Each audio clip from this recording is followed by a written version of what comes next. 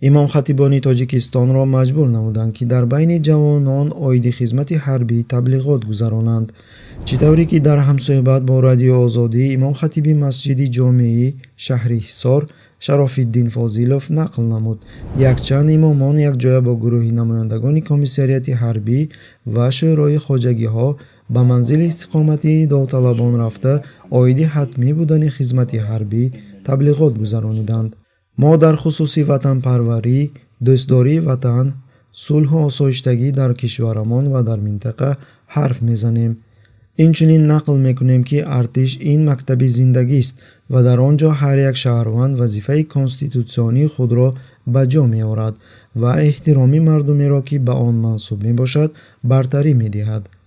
ман шахсан шоҳиди он гаштам ки пас аз таблиғот якчанд ҷавонон оиди хоҳиши хизмати ҳарбӣ изҳор намуданд, гуфт Фозилов. котиби матбуоти хадамоти мудофиавӣ Фаридун Маҳмадализода дар ҳамсӯҳбат бо радиои Озодӣ тасдиқ намуд, ки имсол намояндагони рӯҳониён дар кампанияи даъвати баҳорӣ фаъолона иштирок меварзанд. мо пештар низ имом хатибонро ба вохӯрӣ бо даъватшудагони оянда таклиф менамудем.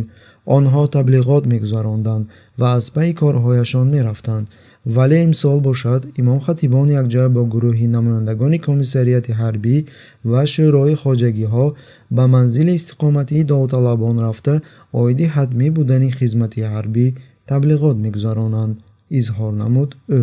коршиносон қайд мекунанд ки ба расмӣ будани режими секуляристӣ ва муборизаи шадид бурдани алайҳи ҳамаи намуди зоҳир шудани ислом дар ҳаёт нигоҳ накарда, ҳукумат доим намояндагони рӯҳониони мутеъ бударо барои пайдо намудани афкори омма ва амалӣ гардонидани масъалаҳои сиёсии таъин гардида ҷалб менамояд.